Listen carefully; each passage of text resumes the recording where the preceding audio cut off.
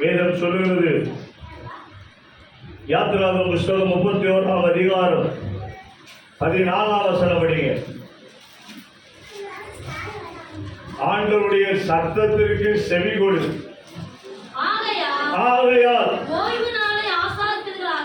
ஓய்வு நாளை ஆசரிப்பீர்களாக, அது உங்களுக்கு பரிசுத்தமானது. அதை பரிசுத்த குலைச்சலாக்கிறவன் நான் பண்ணமா கொலை உள்ள கடவான்.